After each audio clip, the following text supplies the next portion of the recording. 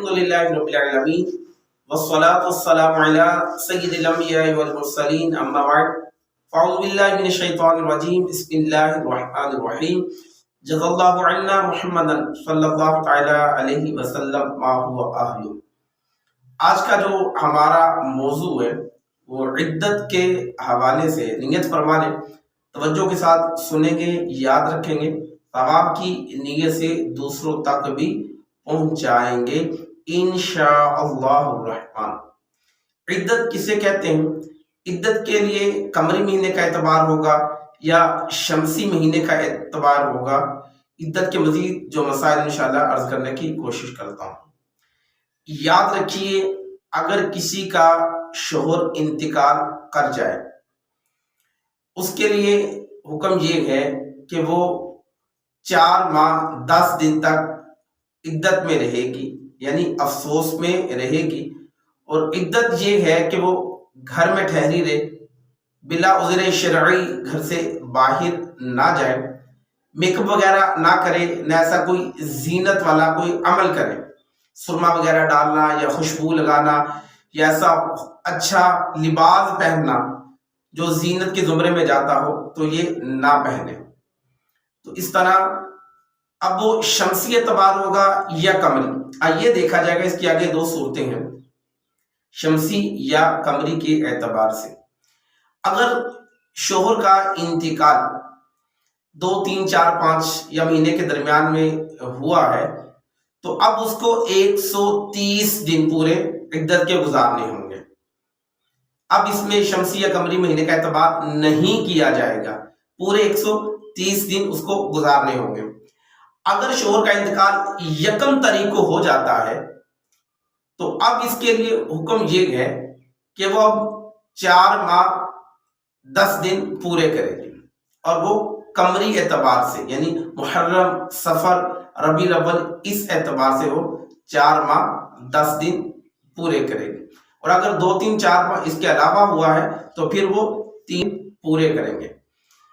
اسی طرح عدت کے جو ایام ہیں یہ گھر میں گزارے جائیں۔ اگر کوئی عذر ہو، مثال کے طور پر عورت بیمار ہو گئی، اب بہتر یہ ہے کہ اگر ڈاکٹر گھر آ سکتا ہے یا تھوڑی سی فیس لے کر وہ گھر آ کر چیک اپ کر سکتا ہے تو اس کے لیے جائز ہے، وہ اس کو بلائے اور گھر میں اپنی ٹریٹمنٹ کروائے تو زیادہ بہتر ہے۔ اگر ایسا نہیں ہے تو پھر ضرورت کے پیش نظر ڈاکٹر کے پاس جانے کی اجازت ہے، تو ڈاکٹر کو چیک اپ کروا کے لیکن جلدی سے اپنے گھر واپس آ جائے۔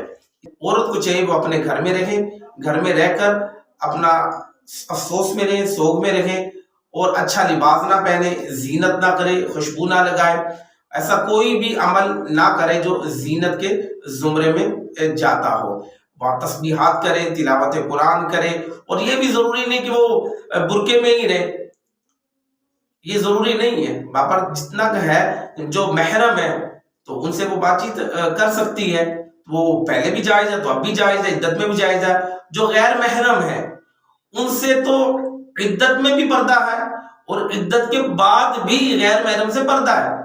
یہ پردے کے احکام جو وہ تو نافذ رہیں گے، وہ ختم نہیں ہوں گے، عدت میں بھی اور غیر عدت میں۔ اب یہ نہیں کہ عدت میں ہے تو اب وہ پردہ کیا جا رہا ہے اور عدت ختم ہو گئی، اچھی بات ہے عدت کے ایام میں پردہ کر رہے ہیں۔ اب یہ نہیں ہے کہ عدت کا وقت ختم ہو گیا تو اب غیر محرم سے اب پردہ ختم ہو گیا، ایسا نہیں ہے۔ عدت کے ایام میں بھی پردہ رہے گا اور غیر عدت بھی غیر محرم سے ہر صورت میں پردہ ہی رہے گا۔ اور بعض بات یہ ہوتا ہے کہ جب شوہر کا انتقال ہو جائے تو وہ گھر سے باہر نکال کے وہ 40 قدم چلا دیتے ہیں، کہتے ہیں کہ اب یہ عدت کے جو ہے وہ 40 قدم چل لیے تو اب وہ عدت کے جو ہے وہ ختم ہو گئے، ایسا ہرگز نہیں ہے۔ دیکھیں، پہلے نمبر 1، نبی کریم علیہ السلام نے عورت کو جنازے کے ساتھ آنے سے منع کیا، یہ غلط کام کیا۔